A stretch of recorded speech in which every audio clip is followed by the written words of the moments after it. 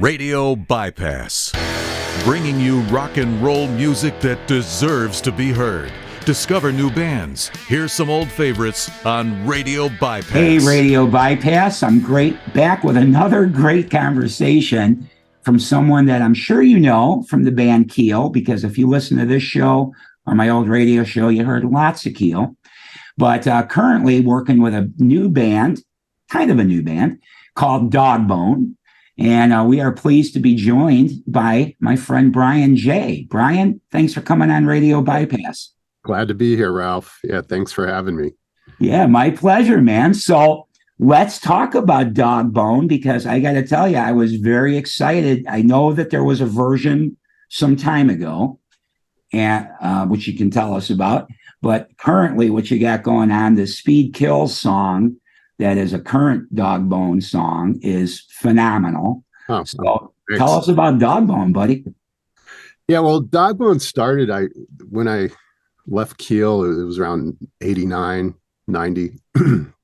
And started Dogbone with my friend Eddie Size, who was the original vocalist for Dogbone. Him and I had been in a band prior to when I was in Keel, and we wrote a lot of songs together. So it was kind of like we got back together and we just started writing songs and really didn't know where it was going to go at the time. Wanted to put a band together and eventually did, like 1990, 91.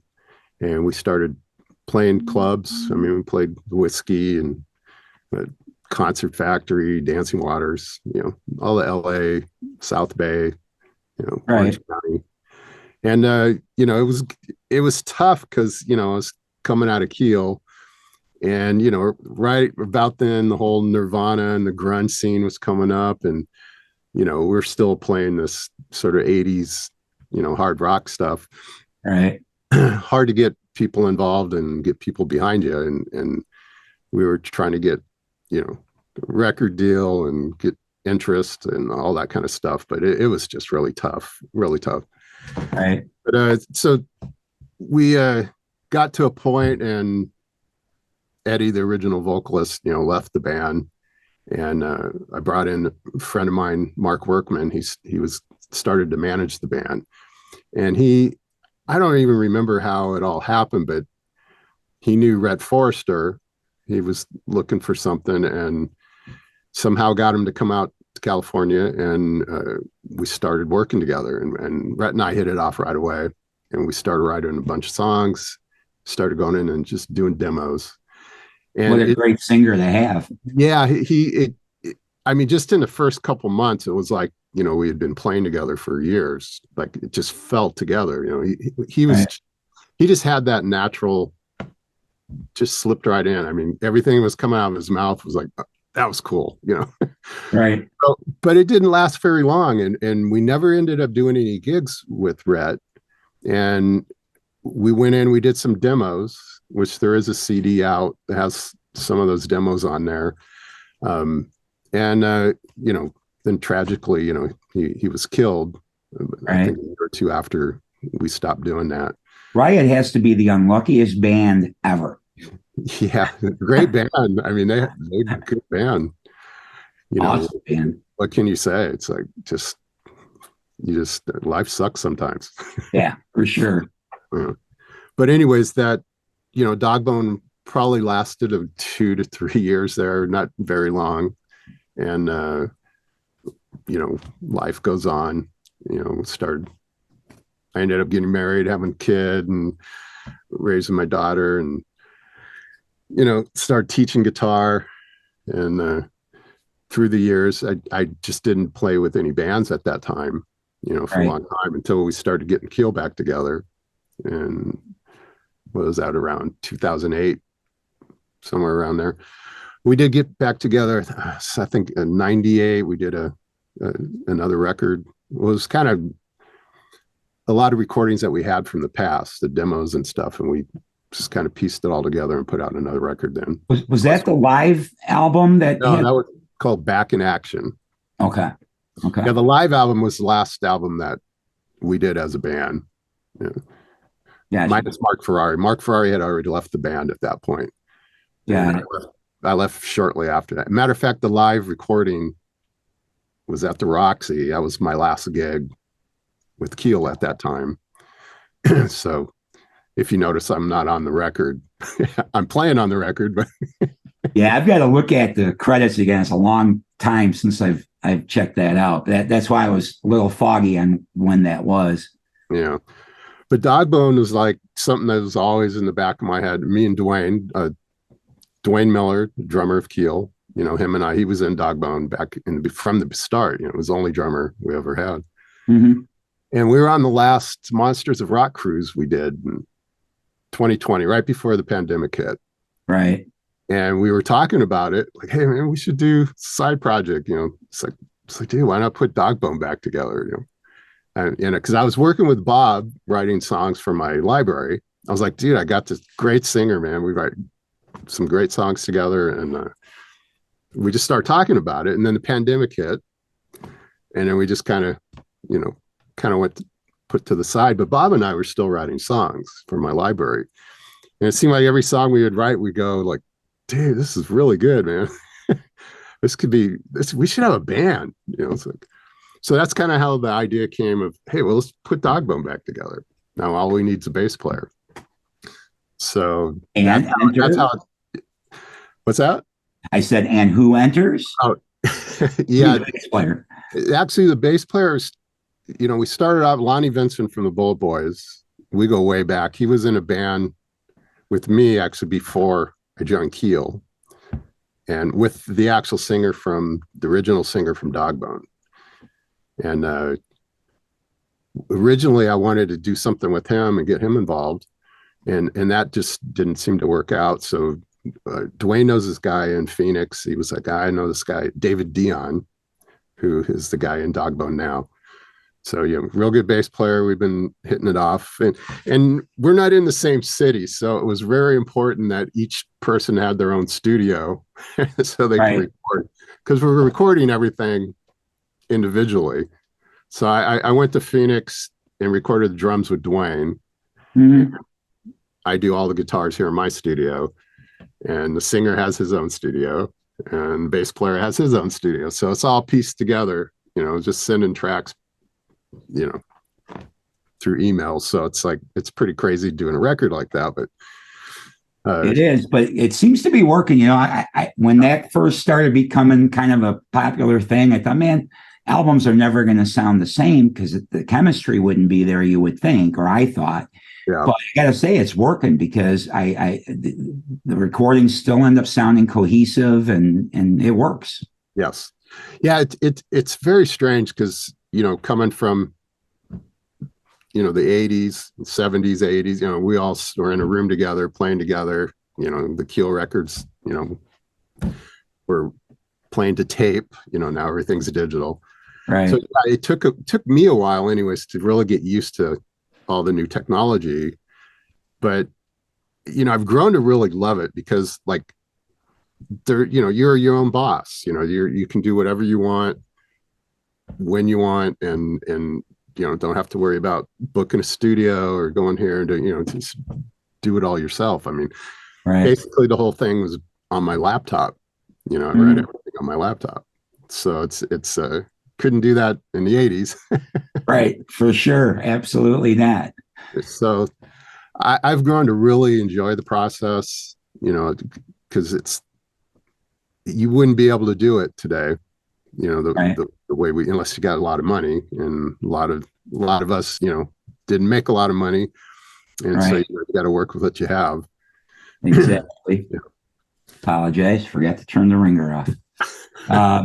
Yeah, no, I get that totally. No, it's great. And I do want to just mention to everybody in Chicago, the Bob that Bryan's talking about is Bob Reynolds, that we go way back to my WVVX days, and you guys probably might remember him if you were listening back then, from the band Fierce Heart or the band Grave Danger. So pretty cool that Bob is now working with Bryan in Dogbone. It's pretty cool. Yeah, Bob's a great singer. I mean, good guy. I mean, we get along, and we've been writing very well together. Just can't complain at all. That's awesome. Well, I'm really hoping that we eventually can get get out and play some shows. You know, that's kind of my goal, is hopefully that can happen. And so it's getting these songs out. I have a brand new single I'm working on right now. Well, that's what I was going to ask you. So Speed Kills is the only thing that's kind of been officially released thus far. So what is next? Yeah, I have a new single, should be out by the end of January, beginning of February next year. So, you know, keep an eye out for that. I'll let you know when it's ready. There'll be a video along with it too. Awesome. You know, go from there. You know, we still have some other songs in the can. So right now, you know, I don't know if we're going to do a record or, you know, do an EP. It all depends how things go here. Right. I remember seeing something at one point on one of these websites. I don't know if it was Sleaze Rock or one of those, but I remember seeing something that quoted you as saying you were going to have an EP out with Dogbone.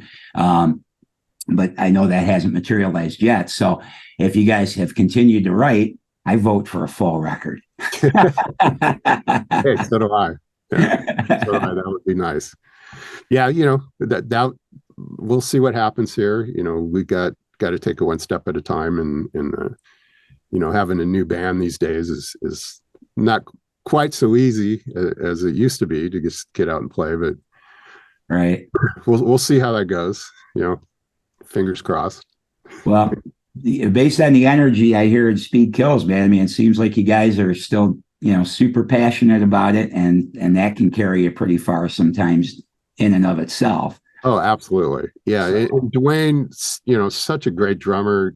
You know, a lot of people don't maybe not know, you know, everything he does. He plays with so many different bands and stuff, but he's just drums. You know, he lives really, it.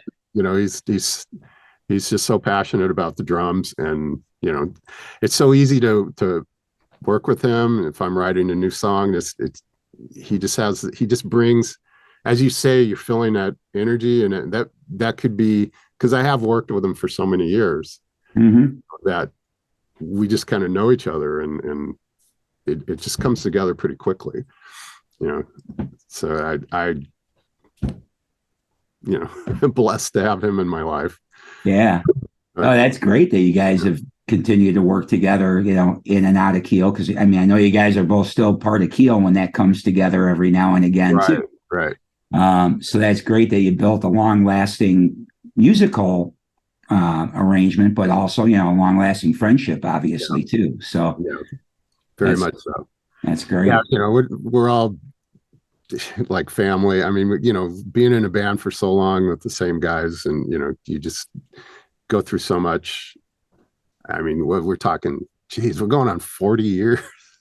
Is it 40 years? Well, won't that be 40 years this coming year? Because wasn't the Keel record 84? I think. Yeah, it'll be 40 years next year. 84, 85, yeah. Or eight. Well, I think 84 was the first one. Right for Rock though came out in 85, but Lay Down the Law 84. I mean, that's when we recorded it in 84. Yeah. So yeah, that was a very, very busy year because it happened so fast. You know, I wasn't the original guitar player for Keel.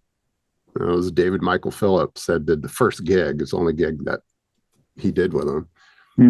And so when I came in, I mean, Ron already had a deal with Shrapnel Records because he had the Steeler album out, and I had 5 days to learn the songs to do the first gig, which was horrible.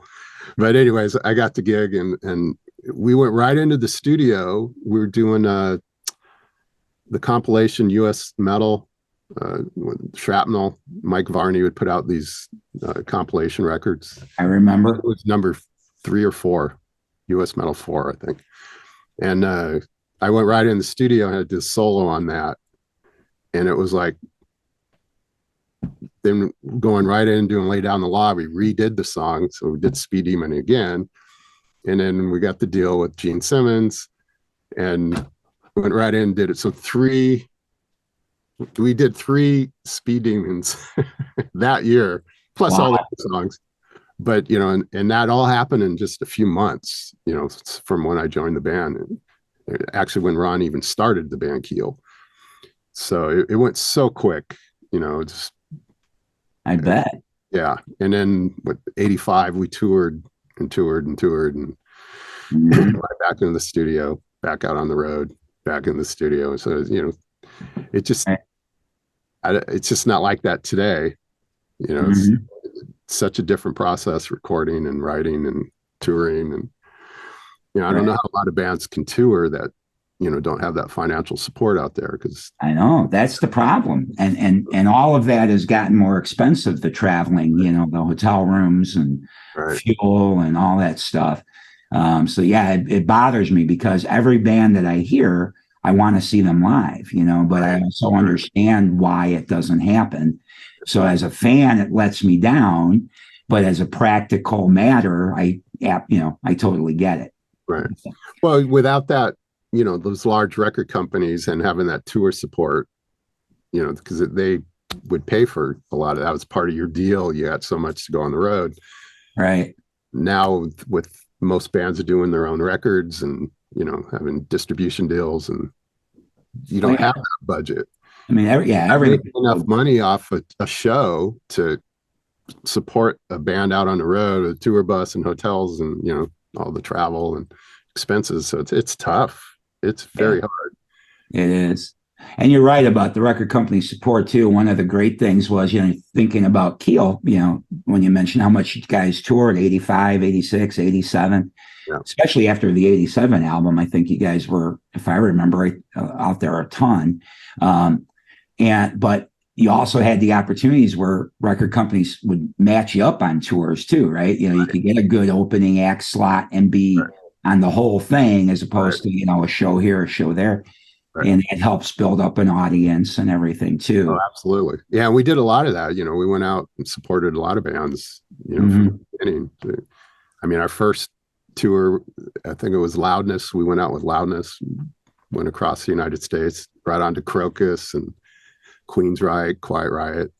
So, it was solid tour. And we did the Accept tour. That was a good one. Mm-hmm. A lot of fun with those guys. And then the Bon Jovi, we got the Bon Jovi tour that, would have thought that would have took us to another level, but that was kind of the peak there. And then things kind of started going downhill. Yeah. It's yeah. And it's weird, like why that happened exactly. I mean, I know the grunge stuff a little bit later, but like you say, even 87, 88, you sort of saw it. Yeah. Kind of, you were at the top of the mountain, not you, the band, I mean, but like that genre and that business kind of was at the top, and then it slowly seemed to leave the peak, and then of course by the time 91 92 came around, well, forget about it. Yeah, it changed big time. And everything changes. Obviously there's music in every decade, different styles, and the popularity of certain things, it always has to change. But having that a band as big as Bon Jovi, which they never really, they're still big. They sell out football They stadiums. still are. Go. Right. But it seems like if you weren't Bon Jovi or Van Halen or U2, it's like, okay, well, everything else kind of was going down. Yep. Because bands even like Rat and Poison and they were very big, but it was hard through the 90s. Yeah. To be a tour. I can't ever fully understand it. Like, did the fans really just disappear? Or what happened? Well, I think a lot of it was they lost the record company support.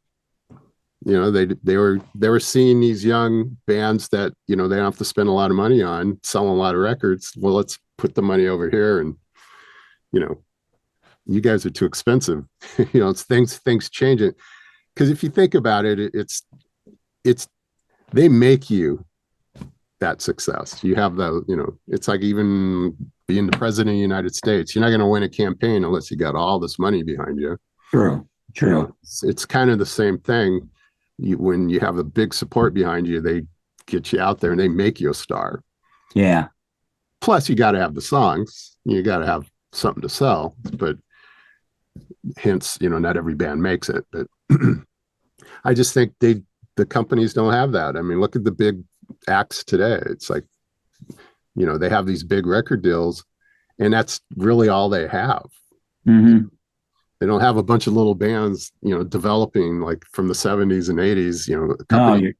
They would sign you, like, look at Rush's story. mm-hmm. They signed and they developed that band till they finally got to moving pictures. Right. It's true. It's like, wow, then, they made them who they are. Well, maybe it's too because back then you had actual music people right running the record labels. It wasn't just businessmen. Right. And, Exactly. I think that makes a big difference too. I think the music business became too much business and then music. It was more like the business music instead of the music business. Yes. That's so true though. That perfect way to say it. Yeah. Absolutely. Yeah. Because that's been my perspective too. Because I mean, we know there's still great talent out there, but getting it heard and like you say, the support just doesn't exist. Even these smaller labels are great. And I see some that put out really nice looking packages and everything too, but I'm sure the labels themselves don't have the kind of ongoing funds to promote something the way it needs to be, Oh, absolutely. And it's also different now too. I mean, back when in those days, what we're talking about then, if you sold 100,000 copies of a record, it was a loser. Now if you sell 100,000, that's a huge success. Right. That's changed. Absolutely. Yeah. That's a lot different. You could see, I mean, just seeing how much it changed in such a short period of time. And, you got to look at a lot of the reason is technology. Technology's changed. Mm-hmm. When a band could make a record on their computer, and they're going to take a company going to take you in a studio and spend $1 million on you to make a record. And well, these guys made one at home for, $5,000. So, and then it was just as popular or more than the one they spent all the money on. Technology is definitely the reason this is all changing. Mm-hmm. It's just not there anymore for a big business to sign some unknown band and maybe they'll make it. So no, they want to sign a band that has already made it or is already selling millions, and let's put the money into Beyonce and right and those type of acts, because they know they're going to sell records. Right. Well, makes sense. But I'm just glad people like you don't let that discourage you and you continue to create. So I'm happy with that. I music's my passion since I was a little kid. It's like I can't imagine not doing music no matter what else I do. It's like so it's been a challenge to go through all those changes and try to make a living doing music. It's not, when you're a kid, you think, oh, I'm going to get a record deal, I'm going to make $1 million, I'm going to be rich, famous rock star. It's like, well, that doesn't always work out that way. So it's like, because I teach guitar, I'm my music library, I'm writing songs, bands, there's a big circle of things you need to do to survive as a working musician today. Right. Most guys are doing not just one thing, unless you're really lucky, you're able to do that. But most people I know don't. We gotta. Oh, yeah. No, same with me. The guys I know, everybody's got multiple things going on, multiple bands, multiple channels of how they're creating music, to different types of things, just like you. Right. Absolutely. Yeah, it's definitely no more. Is it going to be 4 or 5 guys getting together and it's an army and everything happens together and everybody's. I would hope that could happen again. There could be 4 kids in the Midwest somewhere just waiting for that to happen, and somebody recognizing that, but probably not. It would be different. It would be great to see. I mean, I am somewhat encouraged that there are young people now taking up, real instruments and really learning to play. And that's one thing with the internet and like podcasts like this and, Spotify, all this, you can make your own career. Mm-hmm. We couldn't do that really at all when in the 70s, you had to have somebody behind you. Right. But today, Justin Bieber, like that kid made a bunch of videos and like, look what he became, Right. Would that have happened if they didn't have YouTube? Probably not. Yeah, true. So it is. There's two sides to it. It could be good, it could be bad, but try to make the best out of it. Yeah. Yeah. I get that. Yeah. Well, cool, man. Well, now that we identified from our chatting about things and reminiscing that 2024 indeed is 40 years since the first Keel record laid down the law, I think we need a 40th anniversary show somewhere. Well, I hope so. Are you listening, Ron? We need to get that scheduled. Yeah, I'm there. I want to do it. I'd love to do more stuff. I'd love to play some more shows. So, we'll see what happens. I'm never say never. But yeah, the 85 will be 40 years that the Right to Rock came out. Right. So we did a 20-year anniversary show for the Right to Rock. So hopefully we can do one. I hope so. Let's make it happen. That would be cool. That would be cool. And then hopefully in 2024, because I'm going to just keep my fingers crossed so we get a full Dogbone record. I want like 10 songs. That would be great. One or two. I want 10. That would be great. I'm being greedy. Hey, I hope so. That would be nice. But right now we've got the new single coming out, and hopefully we'll see how people like it. It's definitely that hard rock energy, keeping things moving. Mm-hmm. Awesome. I love it. I mean, it's like I write music that I like, and hopefully everybody else likes it. I think you got to do that. It's like to be true to your music, what you're putting out there. It's like with my music libraries, a lot of times I'm writing music because they need a certain thing. I'm writing for somebody else or for a certain mood or, scene in a movie or a TV show or promo. But with the band, that's where my passion is. It's like I could write what I feel, and and if you're writing something that you're just true to yourself, I mean, hopefully if you have the talent and that people are going to like it, And so far it's been so good. So we'll see how it goes. Yeah, I mean that's the best music when it's from the heart. Yeah. So, absolutely. And to me, the songs that have stood the test of time thus far, that's what those were. I'm a song guy. I mean, I love good songs because I like all styles of music. I mean, people make fun of me sometimes. You're like, what do you listen to that for? That's a good song, man.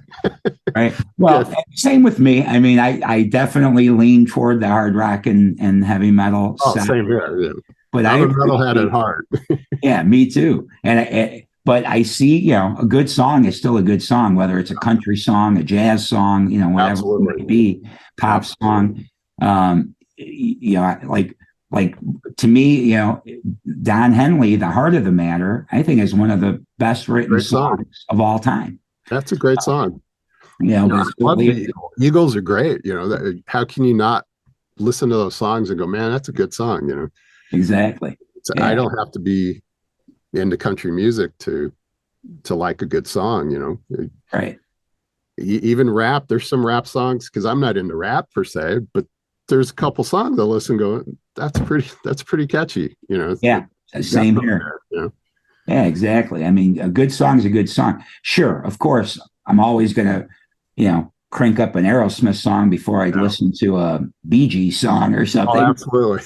but it doesn't mean I can't appreciate within that genre that it's still a well-written piece, whatever it would be. Right. So, yeah, Black Sabbath was I was probably 12 years old, and I heard my first Black Sabbath song. Was it the song Black Sabbath? No, it was War Pigs. Okay. It was a new family moved into our block, and he was a couple of years older than me.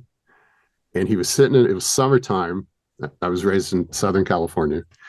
He was sitting in his front yard and he had his stereo set up on his grass, and he put on War Pigs. I'm walking down the street and I'm listening to this. What is that? And I remember just walking by and walked up to him. And I'm just like, in awe. I mean, I was like 12 years old, going, I was so attracted to that music. I remember going home and going, Mom, I got to buy me a Black Sabbath album. They're like, Black Sabbath? We're not getting that. What is Black Sabbath? You know, but that, I mean, that changed me to this day. I remember that moment. And somehow I talked my dad into taking me and my friend. I was probably 13. He dropped us off at Long Beach Arena, Black Sabbath, and Black Oak, Arkansas opened. Oh my goodness. And I remember just sitting way up in the nosebleed seats, 13 years old, going, oh my God, I want to be up there. This is so cool. I just remember thinking that. Yeah. It was almost 10 years to the day. I played on that stage. We opened for Triumph, sold out, Long Beach Arena. And I remember coming out on stage and like looking up at the seat going, where you sat, yeah. I sat there 10 years ago. Now I'm up here. It's like, that was the great moment for me. It had to feel pretty cool. Yeah. Probably similar to hearing your song on the radio for the first time, right? I cried. I remember I cried. I like pulled over. I was in my car and I pulled over and I was like, oh my God, all by myself. I'm like, why am I crying? It's just a good feeling. I mean, because you work so hard. Right. I mean, all the practicing, it's blood, sweat, and tears. It's not an easy thing like going on, The Voice or American Idol and making it overnight because you won a contest. Like we worked, For sure. I started playing accordion at like 6 years old. Were you Italian? No, I'm just kidding. I am Italian. Okay, then. Because I wanted to play guitar, and my parents took me to a music store to get a guitar, and they talked them into me starting an accordion. They're like, oh, he's too small to play guitar. And they gave me this little, like, kid size. Right. I was like, okay, it's making noise.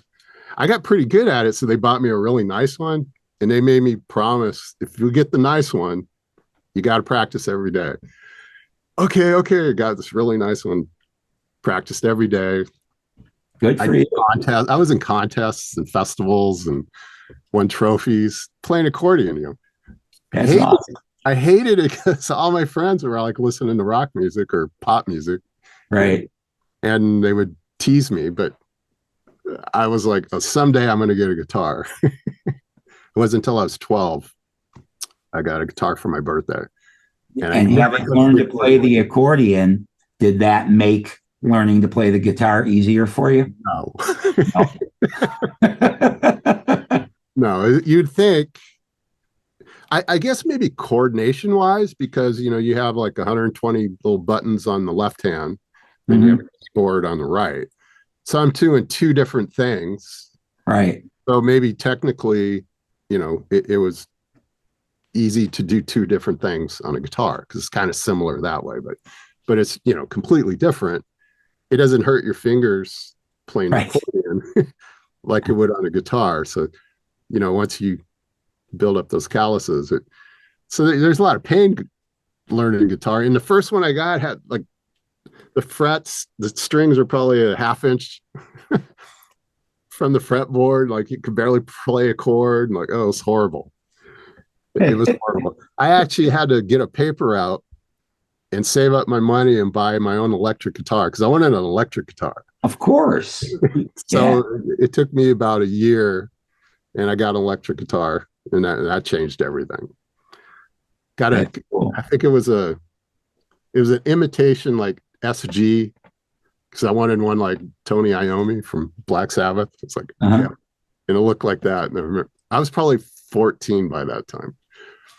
And that's so cool that Sabbath was a big thing for you, because that was kind of my transition too. I had been listening to the Beatles and Crosby, Stills and Nash and stuff like that. And my introduction, well, I guess my first hard rock band that I heard first was Aerosmith. But shortly thereafter, like around the same time, was the Sabbath Bloody Sabbath album. That was my introduction to Sabbath. And that turned me. Now I want everything heavier and that was my first arena-sized concert. I had been to smaller things at high schools and things like that. That's But cool. my first big arena show was also Black Sabbath.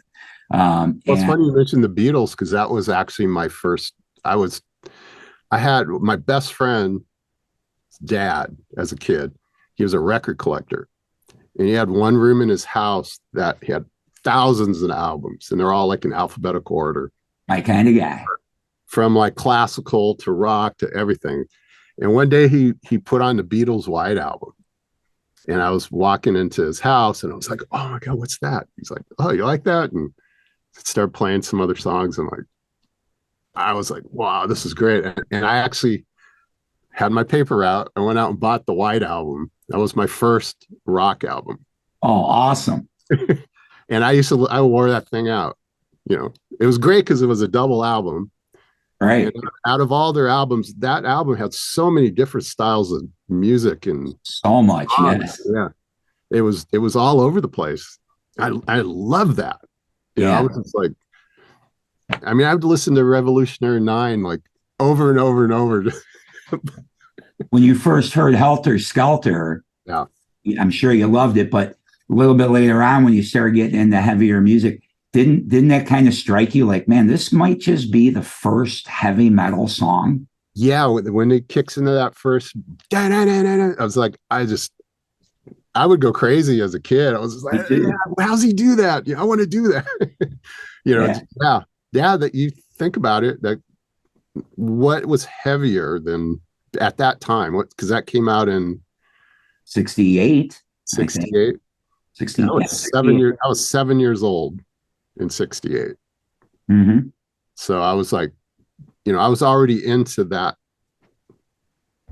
rock, Beatles, and I don't even know what you would call all, because some of their songs are mellow and trippy. Had everything. Yeah. Had everything on there. I mean, for me, my introduction was on a little AM radio hearing Yellow Submarine. That was the first song I ever heard of theirs. I had That's a total kid song, totally silly, goofy. AM radio. I can remember this just one moment. Sugar, Sugar. That song. Archie's came on. I had the little AM radio, and I remember I was in my backyard, and that song came on, and I was like, "Oh my God, what is that?" I don't know how old I was in that one, but I mean, I just was so attracted to like melodic music, and maybe accordion helped me a lot. That had a great chorus, it really did. Yeah. Especially for a kid. I think it's like one of the best pop songs ever written. Yeah. It's so funny. It's got a lot of similarities with that stuff. Yeah. But let's circle back.